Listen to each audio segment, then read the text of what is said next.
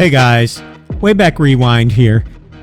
Today I want to go into more detail about something I promised a viewer, and that is my Ulanzi VL 49 RGB light. I'm going to go into details about this light and LED lights in general, and bring you more detail on how LED lights have progressed in the last 10 years. Coming up next, here on Wayback Rewind.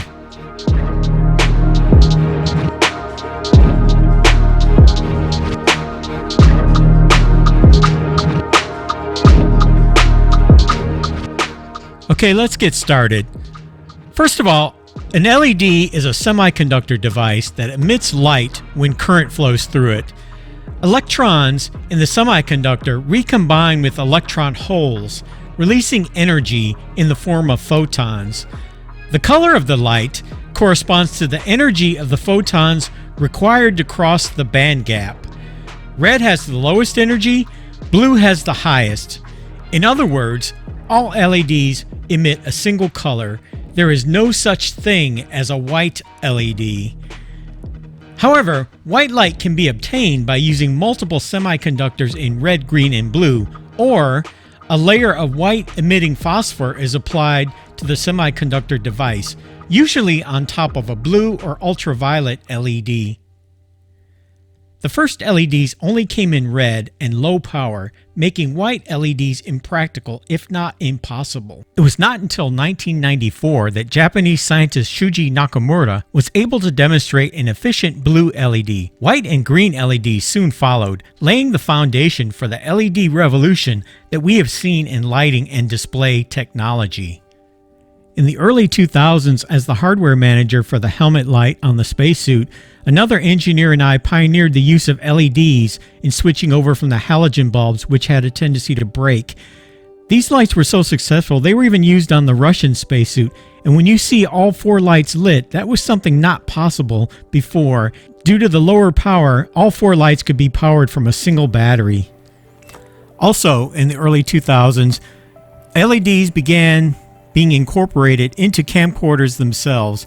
The earliest examples were not very bright, a single LED, and then eventually you saw multiple LEDs being deployed on cameras, and this was before external LEDs became available, but every little bit helped with the cameras of that era, which were not very light sensitive.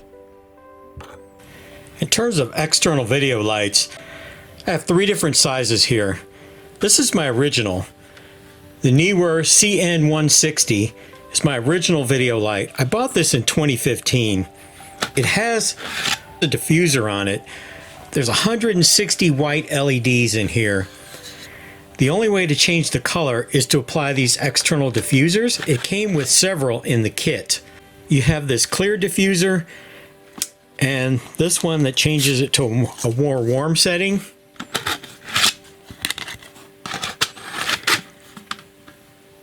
Those are the only two filters that you have, basically, to change it from a warmer intensity or to a softer intensity.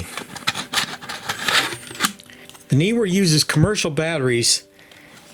In this case, it's using the Sony NPF battery identical to the one that's on this camcorder. This is state-of-the-art 2015. The Sony HVL HL1. I bought this primarily because it is a light that works specifically with the Sony proprietary shoe. This light works off of that shoe and is powered by the camera. It's not very bright, but it is designed specifically for this camera. If you have a very small camera like this, that's the light to go with. The Neewer CH-160 with the two diffusers, 160 white LEDs.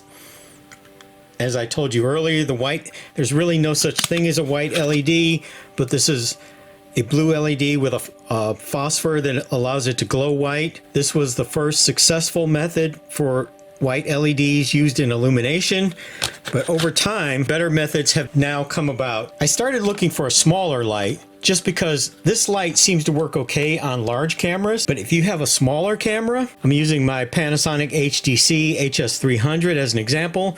With a smaller camera, a smaller light works better. I started looking for a smaller light and I found this Ulanzi VL49 RGB. And I did almost no research on this, but come to find out, RGB lights are now all the rage, and I'll tell you why. Now, RGB lights originally were not very useful because red, green, and blue lights weren't very bright, and combining them into a white light required complex electronics, and there just weren't enough bright colored LEDs on the market.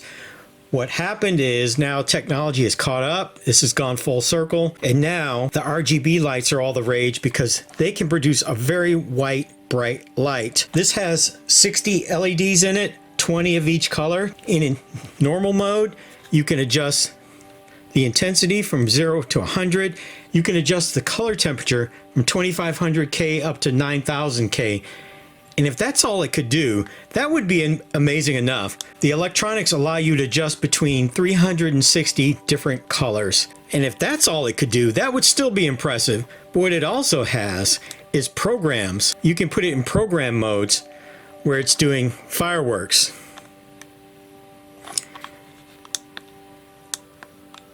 or TV, party. In party mode, it just makes lots of different colors. An illumination video is kind of tricky to do because I have to dim the lights to really give you an appreciation for what it's doing. And this is called RGB strobe. If you have a party, you can basically use this as a party light.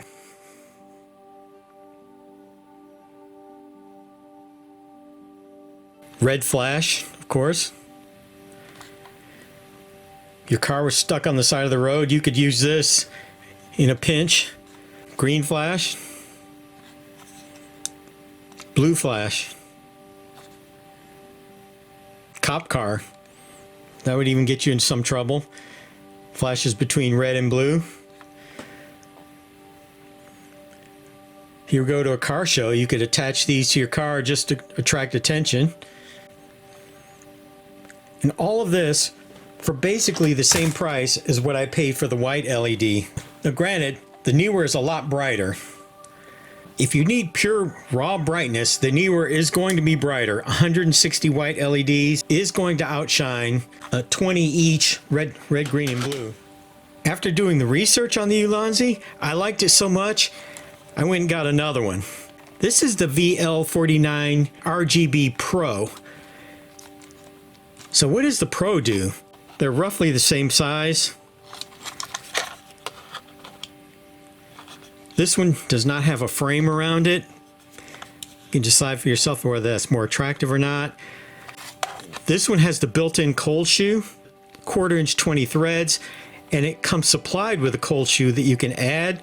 It has the USB charging. It has a 2500 milliamp hour battery built in, so the battery is larger. Instead of this one-line display, this has more of an LCD display, which is also difficult to show you on camera, but this is a 3-line display. So in terms of the programming, the Pro gives you more programming, of course. Strobe. Again, if you have a party, you can use these. So these programs are kind of gimmicky, but if you're a DJ and you need flashing lights, these lights actually can be useful. I don't know that I need it, but it was available, and of course I wanted it. There are some pros and cons here to consider. Number one, the most obvious thing, the VL49 has 3 cold shoes on here. And you say, what do I need 3 cold shoes for? Most small cameras like this only have 1 cold shoe. Now I've got 3 more cold shoes. I could even mount this light on top of here if I need both of them at the same time. How cool is that?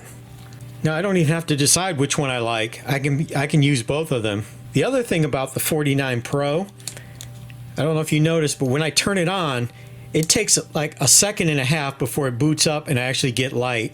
The regular 49, as soon as I turn it on, I pretty much have light, maybe within a half a second, if that long. Also, the 49 Pro, the switch is on the side. I find it to be a little awkward to press that switch.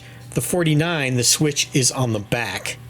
Also, this one has this 4-line display. It's not very bright. To an old guy like me with weak eyes, this display is much, much brighter. And finally, this one does not have the cold shoe. This has magnets on it. This one has one magnet on the back. You can attach this to a metal surface and use it as a light. This one has 3 different magnets on it. Instead of the cold shoe, it uses these magnets, but this one does not have the cold shoes. If you need that cold shoe ability, you're going to lose it on the 49 Pro. So I know what you're thinking. What if I want my cake and eat it too? What if I want the larger, more powerful Neewer, but in RGB mode? So I got you covered there. Introducing the Neewer RGB 176 LED light. I just got this today. I haven't opened it. And like everything else here on Wayback Rewind, I'm going to unbox it live so you can get my first impressions. Lots of instructions. So like all of these RGB lights, it has programming. And they've taken it one step further.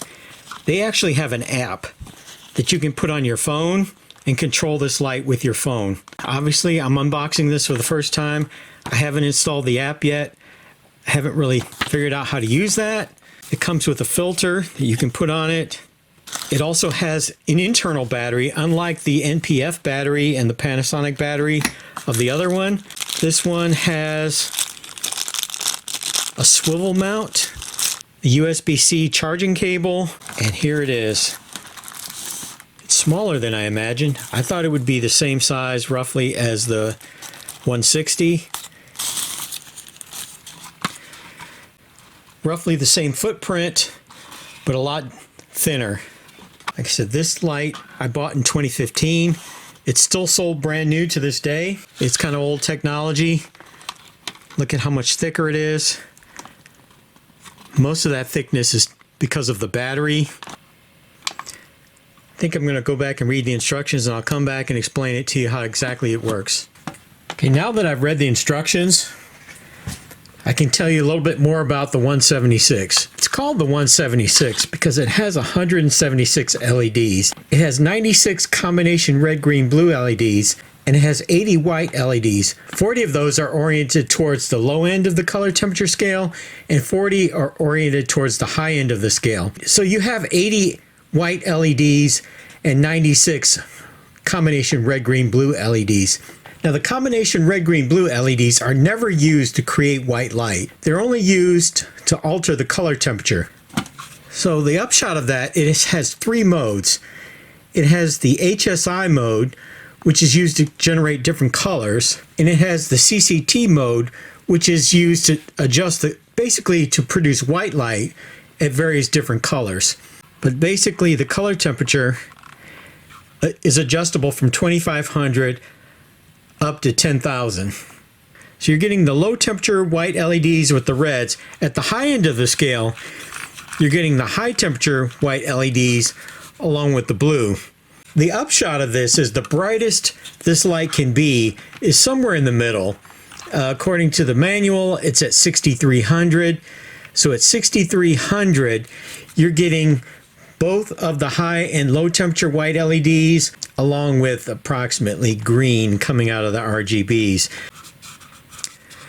So that's the color temperature scale. The HSI is primarily used just to generate colors, but 100% saturation, it's all color. So I'm getting full red here. And so I adjust this. Now I'm getting green. Now I'm getting blue. And finally, when you go into programming, this is party mode. So the last thing I want to show you is that this camera actually can be controlled by Bluetooth using the Neewer app. I've never done this before, so we're going to learn how to do that together.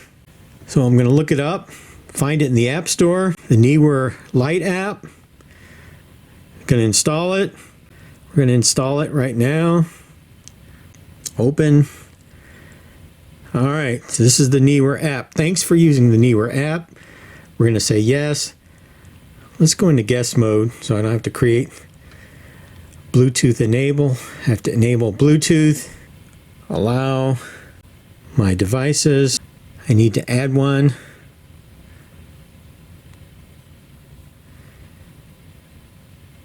Okay, look, it found the Neewer RGB 176. All right, we're going to say okay. One device found. Okay, that's a good sign. All right, let's see if this works. Bright. It appears that I'm actually controlling that light with my phone. Color temperature 9800, 2500. Oh yeah, it goes all the way to 10,000 as it should. 2500. Maximum brightness is at 6300 according to the manual. Like a little touchpad if you want to use a touchpad for whatever reason. And so there you have it. The LED lights have come a long way in the last 2 decades, from basic white lights produced by blue phosphorescence all the way up to the RGB lights that we have today that can produce hundreds of different colors, many different color temperatures. The LED lights that we have are very bright, have built-in batteries, and last for a long time. And they're not very expensive. If you found this helpful, please hit the like and subscribe button, and thank you for watching.